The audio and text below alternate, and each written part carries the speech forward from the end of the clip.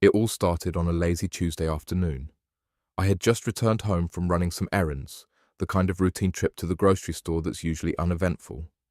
But when I pulled into my driveway, something was off. My mailbox, that simple steel box that had stood there for years, was locked, with a brand new shiny lock. Now I know what you're thinking. Maybe it's a mistake, or maybe the postal service put it there for some reason. But I wasn't buying it. You see, I live in a pretty quiet neighborhood. Peaceful, suburban, no real drama, just a couple of old folks, young families, and a few retirees. But there's one neighbor, let's call her Sarah, who's got this obsession with rules. She's the type to print out HOA guidelines and try to enforce them herself, even if they're not relevant. So, I walked up to the mailbox, trying to keep my cool. Sure enough, Sarah was sitting on her porch across the street, sipping a glass of iced tea with that smug expression she always gets when she thinks she's right. I made the mistake of waving to her, trying to be friendly. Her face lit up, as if she was ready to strike up some small talk. But I wasn't in the mood. I asked her, "Hey, why did you put a lock on my mailbox?" Her response was the same old rules are rules speech. Apparently, she'd noticed that I hadn't been collecting my mail regularly, and that the mailbox was unsightly. She insisted that I had to keep it presentable or face fines. I told her it was none of her business, that I'd handle my mailbox however I wanted. That's when it got weird. She said something like, "Well, it is my business, because I'm the one who makes sure this neighborhood follows the rules." And that's when I lost it. This wasn't her job. We all had to abide by the HOA, sure, but she was not the neighborhood enforcer. I turned to walk away, but she called after me, "You're welcome. I did what you were too lazy to do." At that point, I was just about done. I marched back to her yard, stood right in front of her, and snapped. "Are you seriously trying to control my mailbox? What's next? My lawn?" Sarah's smug smile faltered, but she refused to back down. "You'll get a fine. Just wait." I told her I'd be contacting the HOA about the lock and that she was overstepping, but as I was about to walk back to my front door, something strange happened.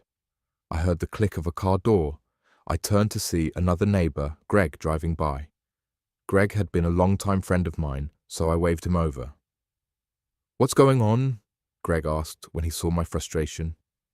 Before I could answer, Sarah snapped, "You're not going to get away with this. You'll get a fine for that mailbox if you don't start following the rules." Greg, who'd had enough of Sarah's antics in the past, turned to her. "Sarah, stop. You can't just come onto people's property like that. You've got no right to lock her mailbox." Sarah immediately started raising her voice. "This is my neighborhood too, Greg. If I don't enforce the rules, who will?" This turned into a shouting match. The whole neighborhood seemed to come alive. People were coming out of their houses, watching from their windows. Sarah got louder and louder, claiming that she was just trying to protect property values, that her actions were all for the good of the community. That's when the police showed up. I don't know who called them. Maybe someone had overheard Sarah's yelling and thought it was escalating, but it wasn't long before 2 officers pulled up in front of my house. I honestly didn't think much would come of it. I figured they'd just tell us to calm down and go on their way. But Sarah wasn't having it. When the officers asked her to explain the situation, she started ranting about neighborhood rules and how she was just trying to maintain order. One of the officers raised an eyebrow. "You put a lock on her mailbox?" "Yes," Sarah said proudly, "and I'm not apologizing for it." The officer glanced at me. "Is that true?" I nodded, still a bit stunned that this was even happening. "Yeah, she locked my mailbox without my permission." That's when things got serious.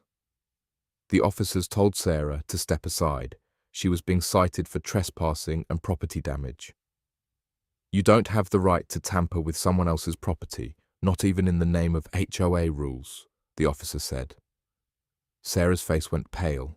She sputtered, trying to explain, but it was too late. She was cuffed and placed in the back of the patrol car. She had no idea what was coming. As the officers drove off, I stood there, shocked. I wasn't sure whether to laugh or feel bad for her. This was a woman who thought she could control everything. and now she was getting a very real lesson in boundaries. I never expected her to get arrested over something like this. But here we were. For weeks afterward, people would stop me and ask if I was okay, if everything had settled. Sarah, meanwhile, kept her distance. I don't think she'll be trying to police anyone else's mailboxes anytime soon. So, yeah, be careful who you mess with, especially when they start locking up your stuff without asking. Some people don't know when to stop.